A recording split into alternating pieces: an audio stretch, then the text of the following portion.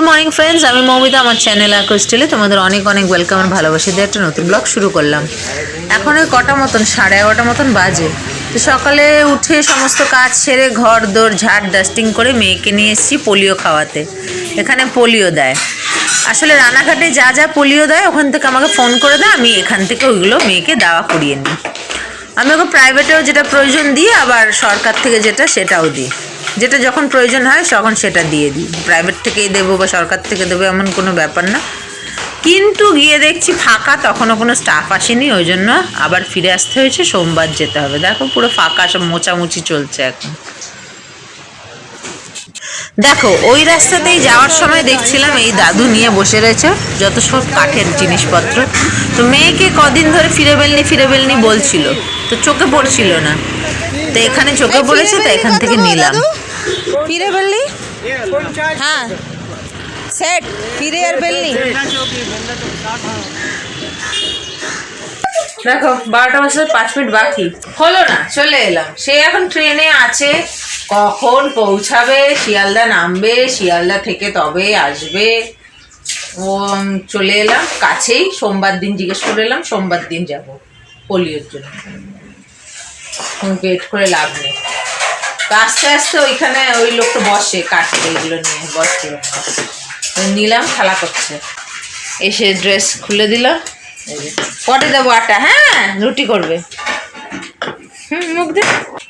এই ফ্রেশ হলাম, রান্না বান্না হয়ে এসছে, ঘর দোর মোছামুছি হবে। তো একবারে ফ্রেশ হয়ে, যেই লোকটা মারা গেছে না ওই লোকটার বডি এসছে এখানে। আমরা এখানে আসছি, দেখছি সামনে যেটাই মনে হয় বের করেছে রেখেছে, সব কান্নাকাটি করছি। ঠিক আছে, একদম স্নান ধান সেরে ফিরে আসছি। দেখো 2টো বাজতে 10 মিনিট বাকি। আজকে হচ্ছে আমাদের ভাত, এই যে পালং শাক আলু ভাজি, যে লাউ শাক দিয়ে তেলাপিয়া মাছ দিয়ে আলু দিয়ে ঝোল হালকা। এটা খেলছিল, খাবে এখন। একটা কিন্ডার জয় খেলো, তার সঙ্গে আবার একটা ব্রেসলেট। স্নান করে এলাম, এবার বসি দুষ্টুটাকে নিয়ে।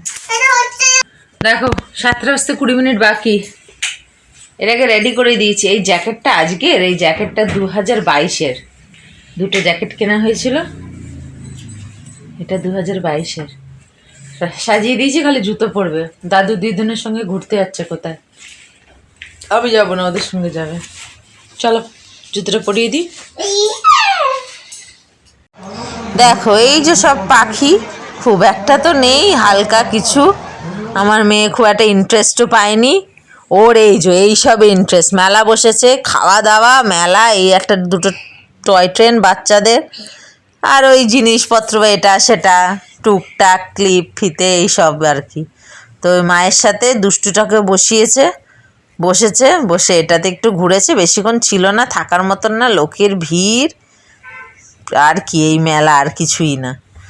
তো এইগুলোই দেখে একটুখানি থেকে ঘুরে ঘাড়ে আবার চলে এসেছে।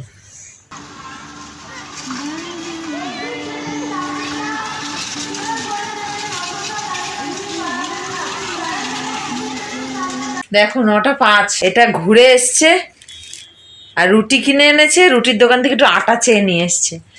সেটাকে কি করলো দেখো খালি, আর হাসছে।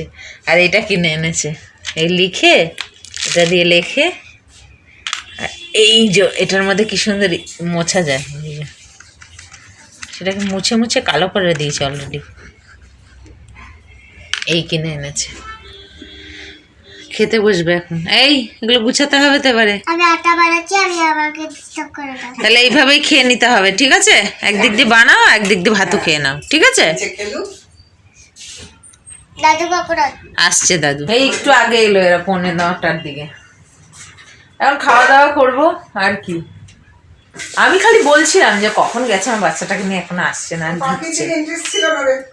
পাখি কোথায় সেরকম, ওই একটুখানি পাখি থাকে ওর ওই ঘোড়ার দিকে, খাওয়া ঘোড়াই, ওখানে খালি দোকান খাওয়া এইসব।